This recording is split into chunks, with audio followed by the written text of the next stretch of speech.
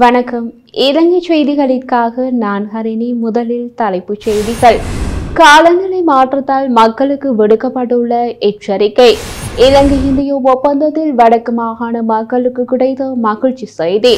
அனுர அரசின் அதிரடியின் உச்சகட்டம். கடந்த அரசியலில் பலர் கைது.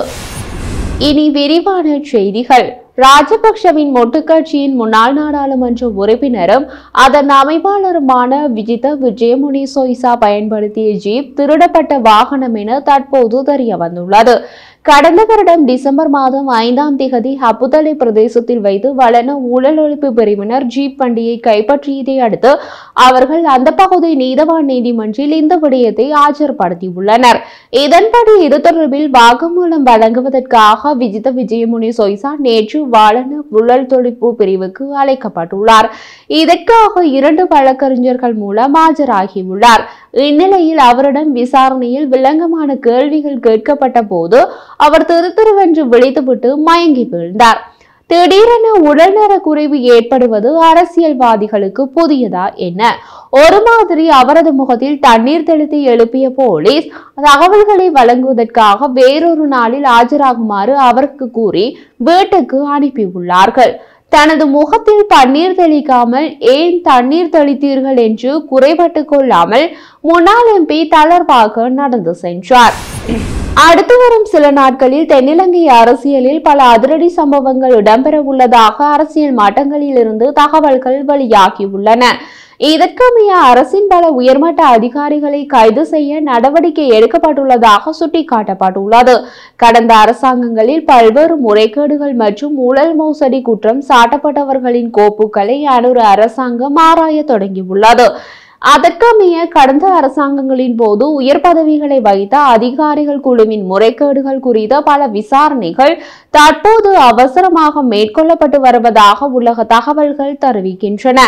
முன்னாள் ஜனாதிபதிகளுக்கு விசுவாசமாக செய்யப்பட்ட செயலாளர்கள் மற்றும் அமைச்சின் செயலாளர்களும் இதில் அடங்குவதாக தெரிவிக்கப்படுகிறது. தகுந்த ஆதாரங்களுடன் சட்ட ரீதியான முறையில் அவர்களை கைது செய்ய அரசாங்கம் நடவடிக்கை எடுத்துள்ளது. இந்த மாத இறுதிக்குள் பல்வேறு நபர்களை கைது செய்வதற்கான இலக்கு வைக்கப்பட்டுள்ளதாக தெரிய வருகிறது. கடந்த ஆட்சியின் போது ஊழல் மற்றும் மோசடிகளில் ஈடுபட்டவர்களை நீதிமன்றத்தினூடாக தண்டிக்க நடவடிக்கை எடுக்கப்படும் என ஜனாதிபதி அனுரகுமார தெரிவித்திருந்தமை குறிப்பிடத்தக்கது. ஜனாதிபதி அனுரகுமாரவுக்கு சீனாவில் கொடுக்கப்பட்ட அதியுற்ற வரவேற்பு இந்தியாவை கொஞ்சம் கலக்கி இருக்க வேண்டும். இந்தியாவும் தமது பங்குக்கு களத்தில் இறங்கியுள்ளது. இலங்கையில் உள்ள காவல் நிலையங்களுக்கு வாகனங்களை வழங்க இந்தியா 300 மில்லியன் இலங்கை ரூபாவை உறுதி செய்துள்ளது.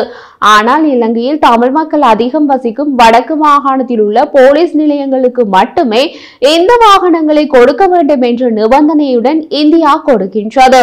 கொழும்பில் உள்ள இந்திய உயர்ஸ்தானிக காரியாலயம் இலங்கையின் பொது பாதுகாப்பு மற்றும் நாடாளுமன்ற விவகார அமைச்சுடன் இந்த முயற்சியை நடைமுறைப்படுத்துவதற்கான புரிந்துணர்வு ஒப்பந்தத்தில் கையெழுத்திட்டது. இந்த ஒப்பந்தத்தில் இந்திய உயர்ஸ்தானிகர் சந்தோஷ் ஜா மற்றும் செயலாளர் DWRP செனவிரத்ன ஆகியோர் கையொப்பமிட்டனர். இந்திய உதவி 80 போலீஸ் வாகனங்கள், உதிரி பாகங்கள் மற்றும் பாகங்கள் விநியோகித்ததை உள்ளடக்கியது. பொது பாதுகாப்பு அமைச்சு, இலங்கை போலீஸ் மற்றும் நிதி அமைச்சின் அதிகாரிகளும் கையெழுத்திடும் நிகழ்வில் கலந்து கொண்டனர்.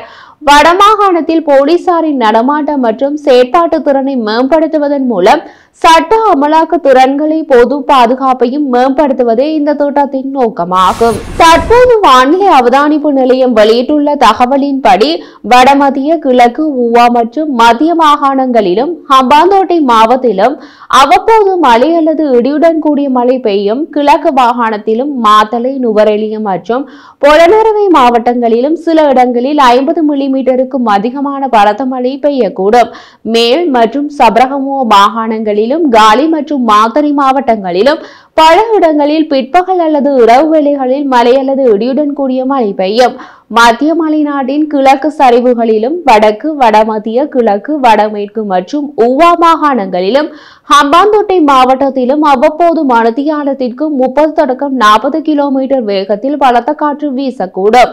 மேற்கு சப்ரகமுவ, மத்திய மாகாணம் மற்றும் காலி மற்றும் மாத்தறை மாவட்டங்களில் சில இடங்களில் காலை வேளையில் பனிமூட்டமான நிலை எதிர்பார்க்கலாம்.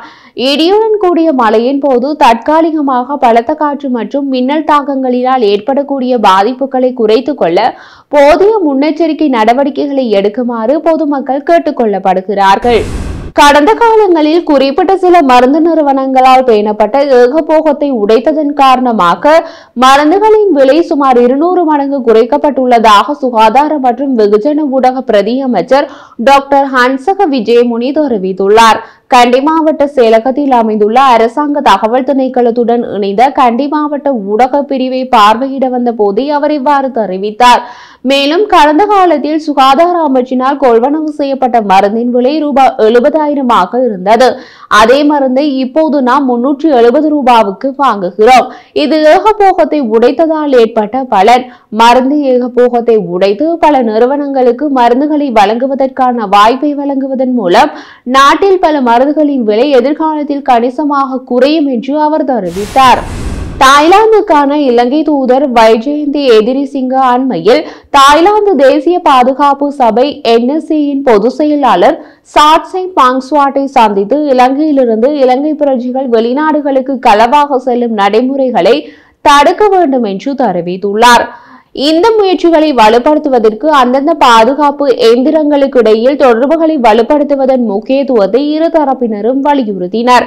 இதற்கு பதில் கொடுக்கும் விதத்தில் பொதுச் செயலாளர் சாட்செய் பாங்ஸ்வாட் இலங்கையாளர்கள் தாய்லாந்து ஊடாக சட்டவிரோதமாக வெளிநாடு செல்வதை தடுக்கும் முயற்சிக்கு ஆதரவளிப்பதாக உறுதியளித்துள்ளார்.